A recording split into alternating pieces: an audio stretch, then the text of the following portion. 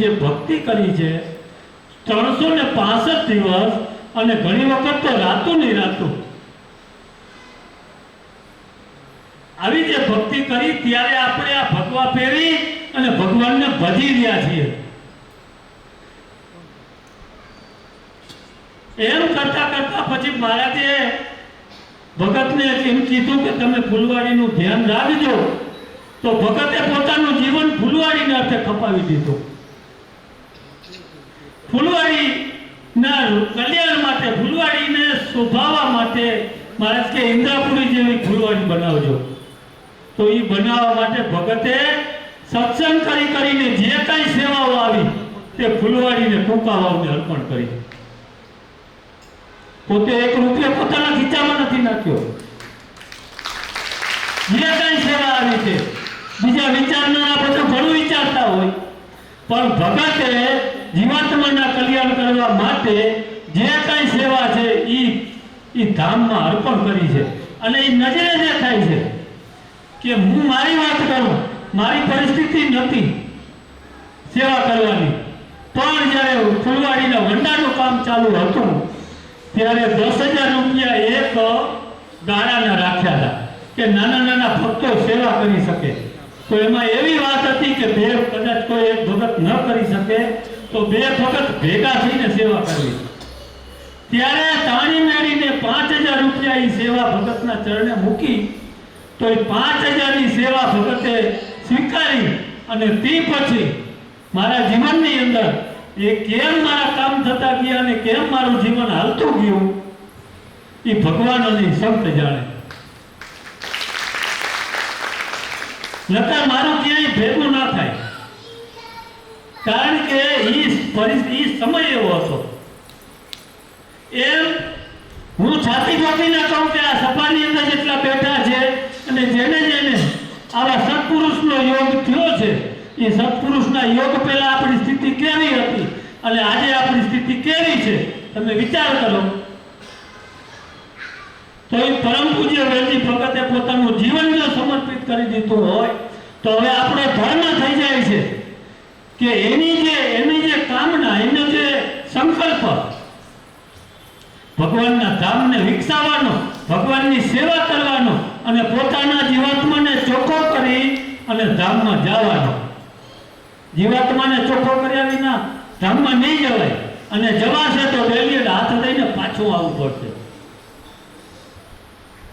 એ પરમ પૂજ્ય વેલજી ભગત આજે રાજકોટ મંડળને હું નજરે જોઉં છું। રાજકોટ મંડળને નાના નાના બાળકો હતા, આજે બધા જુવાન થઈ ગયા, પણ એ સભામાં અમે જતા તો નાના બાળકોનો જે ભગતનું મુખારવિંદ જોઈને એના જીવનની અંદર જે ઉમંગ આવતો હતો ત્યારે એ ભાગવતની જે કથાઓ છે, કાનુડાની જે કથાઓ છે એ કથાઓ યાદ આવતી।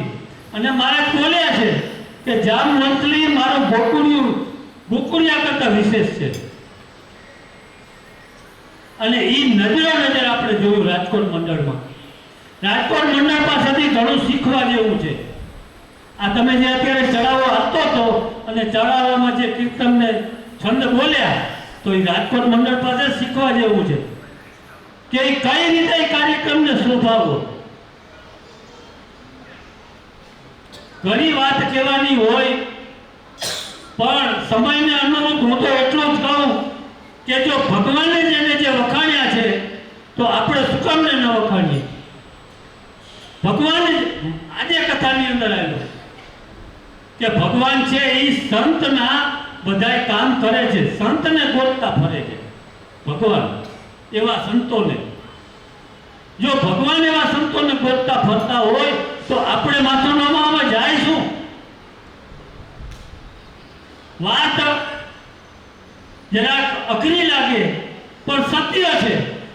સત્ય વસ્તુ હંમેશા કડવી હોય, પણ જીવનની અંદર આ મનુષ્ય જન્મ છે એ ભગવાનને પામવા માટે છે। કે આ જ્યાં ત્યાં આપણે વેડફી નાખવાનો, એકબીજાની મસ્કરી કરીને આનંદ માણવાનો, એના માટે આ મનુષ્ય જન્મ નથી। આ મનુષ્ય જન્મની અંદર ભગવાનની ભક્તિ, સેવા અને એવું જીવન કે જે આપણો ગુણભાવ લઈએ। તો એ મહારાજનો સંકલ્પ પૂર્ણ થશે. કયો? તો કે વિશ્વ આખું અનાદિ શ્રી કૃષ્ણ નારાયણનું ભજન કરશે. ગામડે ગામડે મંદિરો થશે. એ ક્યારે? 2-4 ભક્તો ભજન કરવાથી નહીં થાય, પણ એકબીજામાં વિશ્વાસ રાખીને, એકબીજાના વાતને સમર્થન આપીને, મોટાઓની આજ્ઞા માનીને, યુવકોને પ્રેરણા આપીને, યુવકોને એની કાર્યને બિરદાવીને એકમેક થઈને આપણે આ ભક્તિ કરવાની છે. કાંઈ ભેગું હાલવાનું નથી, પણ જે ભક્તિ કરી છે એકબીજામાં જે હેત છે એ હેત આપણે આનંદ આપનારો છે. જે બધાય શાસ્ત્રની અંદર બધાય જે આનંદો લખ્યા છે એ આ એકબીજામાં હેત હશે તો એ આનંદને તમને અનુભૂતિ થશે. એ તમારા હૃદયની અંદર તમને એ સાક્ષાત્કાર થશે. આપણે મહારાજને મળ્યા અને મહારાજે આશીર્વાદ દીધા એટલું જ નથી, એટલું જ પૂરતું નથી. જીવન પર્યંત આવા મોટા સત્પુરુષો પોતાના જીવનના છેલ્લા શ્વાસ સુધી પોતાના જીવનની અંદર સેવાઓ કરતા રહ્યા. આપણા માટે દિવસ અને રાતના ઉજાગરા કરતા રહ્યા. આ બાજુમાં બેઠા દિનુ મહારાજ, એના જીવન ચરિત્ર તમે જુઓ. એને જીવનમાં શું શું બલિદાન આપ્યા છે. એ બલિદાનને તમે જાણો, ઓળખો, સમજો. ત્યાં એનામાં હેત થાય ને એ હેત જે થયું ને એનો બદલો ભગવાન આપે છે. અંતર્યામી છે ભગવાન, એનો બદલો ભગવાન આપે છે. તમારા સંકલ્પ એ ત્યારે પૂરા થાય છે જ્યારે તમને ભગવાનના ભક્તોમાં હેત થાય છે. ત્યારે ગમે તેટલી ભક્તિ કરતા હશો, ગમે તેવા સોનાના શિખરો તમે ચડાવશો, પણ ભક્તોમાં હેત નથી તો તમને એ ભગવાનની અનુભૂતિ ન થાય. એ ભગવાનનો આનંદ ના આવે, આ લોકનો આનંદ આવે. 4 જણા વાહ વાહ કરી એ આનંદ આવે, પણ આત્માનો આનંદ જે અખંડ છે. અખંડ એટલે કેવો? તો કે ભગવાન ત્યાં પરમધામમાં એક મટકું મારે તો અહીંયા તો કરોડો યુગ વયા જાય. કરોડો યુગ એ ભગવાન એક મટકું મારે તો એ કરોડો યુગનું જે સુખ છે એનાથી પણ અનંત ગણું સુખ આપણે ધામમાં ભગવાન આપવાના છે. તો એ કેટલો સમય, કેટલું હોય બધું, એ હેત વિના કાંઈ નથી. પ્રથમ પૂજા પ્રેમ તમારી. પ્રેમ છે ને એ ભગવાનની મૂર્તિ છે. પ્રેમ એટલે હેત, પ્રેમ એટલે ભક્તિ. ભગવાનમાં અને સંતમાં. અને ભગવાનમાં અને સંતમાં ભક્તિ ક્યારે થાય? જ્યારે એનો યોગમાં આપણે જઈએ, એના વચનને આપણે ઝીલીએ, પછી આપણા કામ થાય. કામ થયા પછી આપણે એનામાં હેત જાગે. શું કામ? કે આ સંસારની અંદર માયિક જીવ છે અને ઘણી વિટંબણાઓ છે. એટલે પ્રથમ તો એ જ માંગણી કરે કે મારું આ દુઃખ ટાળજો. ભગવાન અને સંત દયાળુ છે.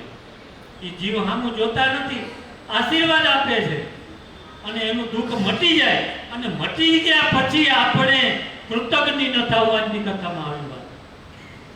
કૃતજ્ઞ એટલે કે જેને આપણા ઉપર ઉપકાર કર્યો છે, જેને આપણું મોક્ષનું સાધન આપ્યું છે, એના અવગુણ ગાવા, એનાથી દૂર જવું, એને તુચ્છકારવા, સામાન્ય ગણવા, આપણા જેવા ગણવા, આ કૃતજ્ઞપણાના નિશાની.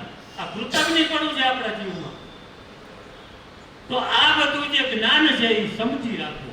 મહારાજ કે અચાનતા કીધું ને, આજની કથામાં આવ્યું કે ઓલાએ એમ કીધું કે આ હું મરી ગયો. 4 જણા મારી નાખ્યા. તો એ સપ્તાહનો દંડ કેટલો પડ્યો? 4 બ્રહ્મ હત્યાઓ લાગી. તો એમ કોકના વાતમાં ક્યાંક પણ જો ખોટી સાક્ષી ભરાઈ ગઈ તો આપણા કરોડો જન્મના પુણ્ય અહીંયા ખલાસ થઈ જાય. માટે સમજીને પગલું ભરવાની વાત છે. શાસ્ત્રો આગળની બધી કીર્તનો એમ બોલે છે, વિચારીને પગલા ભરું છું, શું પૂછો છો મુજને કે હું શું કરું છું. પોતાના આત્માને પૂછીને પછી પગલું ભરું. બહુ મનુષ્ય જન્મ વેડફવા, જેમ તેમ વેડફવા માટે નથી, આ સમજણ કરવા માટે છે. અને સમજણ થશે તો બધું થશે. ભગવાન આપણને ગોતતા આવશે, આપણે ભગવાનને ગોતવા જવા નહીં પડે. ભગવાન અને સંત આપણે આવીને આશીર્વાદ દેશે. સમય મર્યાદા બહુ મોટી વાત છે. તો મારી તો આપ સૌને એક જ પ્રાર્થના છે કે આવા જે તમને મળ્યા છે, જેને ભગવાને રાખ્યા છે, ભગવાન એને જે ભગવાન એને વખાણે છે, તો એને પોતાના જીવનની અંદર જે કાંઈ કમાણી છે એનું અને આ બે છાપડાની અંદર બે બાજુ મૂકવું, પણ આને વાલા કરવા. કહેવાનું તાત્પર્ય આટલું જ છે કે ભગવાન અને સંતને વાલા કરવા, અને એ ધીમે ધીમે પગથિયે બધું થાય. માટે આપણે બધેનો થોડો થોડો આશરો લઈ અને આ સ્થિતિને પામવાની વાત છે. માટે બોલો કૃષ્ણ નારાયણ ભગવાનની જય.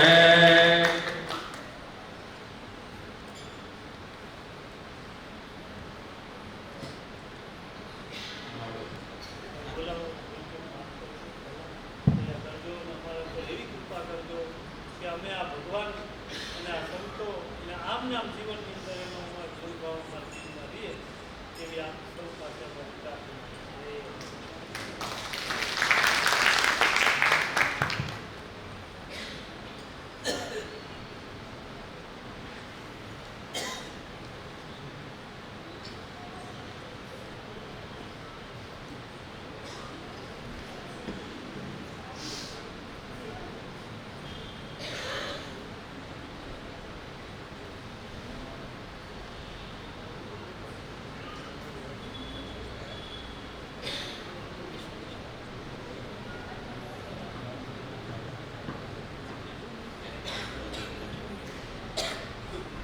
બોલો નાદિ શ્રી કૃષ્ણ નારાયણ ભગવાન. જે આપણે રોજની પ્રસાદીના 2100 રૂપિયા રાખેલા છે, એમાં પ્રસાદીની સેવા જે આવે છે એ જાહેરાત કરી હતી. 2100 રૂપિયા રંગદાસ ભગત, રામજી ભગત ચાવડા એમના તરફથી આવે છે. 1100 રૂપિયા અમૃત ભગત, હસ્તક પ્રદીપ ભગત એના તરફથી આવે છે. 2121 રૂપિયા દિવ્યેશ ભગત, કિશોર ભગત ગેડિયા તરફથી આવે છે. અને બીજું કે 10 તારીખની રસોઈ શાંતાબેન રવજીભાઈ રામોલિયા તરફથી આવે છે અને 5100 રૂપિયા. અને 5100 રૂપિયા આપે છે વિમલ ઘનશ્યામભાઈ માલવિયા, એની કાલે 7 તારીખની રસોઈ છે. તો બીજું આજની જે રસોઈના દાતાઓ છે એના નામ બોલું એ અહીંયા મંગલાચરણ થઈ જાય, વક્તાશ્રી કરી દે એટલે મંગલાચરણ નહીં પણ અચ્યુતમ કેશવ કરશે. જ્યાં લગીમાં અહીંયા હું નામ બોલું એટલા આરતી ઉતારવા માટે આવી જાય. આજની રસોઈના યજમાનો પ્રદીપ ભગત, જસમત ભગત કાકડિયા 5100 રૂપિયા, 11000 રૂપિયા કૈલાસબેન કાળુભાઈ પાનસુરિયા, 5100 રૂપિયા તનસુખ ભગત કાનાણી, 5100 રૂપિયા ગૌરીબેન નારણભાઈ કડોદરા અને 11000 રૂપિયા રમેશ ભગત ઠુમાર, જે આજની એક દિવસના વાડી ભાડા પેટે છે. એટલા ભક્તો નામ બોલ્યા એ આરતી કરવા માટે પરિવાર સાથે આવે. બેનો લાલજી મહારાજ તરફ રહી અને ભાઈઓ બધા અહીં વ્યાસપીઠ ઉપર આગળ આવી જાય. નાદિ શ્રી કૃષ્ણ નારાયણ ભગવાનની જય. શ્રીકરમ શ્રીધરમ શ્રીરમ માધવમ ભક્ત સાખ્ય કારણમ શ્રી કૃષ્ણ નારાયણમ બ્રહ્મધામ ધારણમ શ્રી નિજ દુઃખવારણમ શુભાલ બ્રહ્મવર્જન. બોલો યનાદિ શ્રી કૃષ્ણ નારાયણ ભગવાનની જય.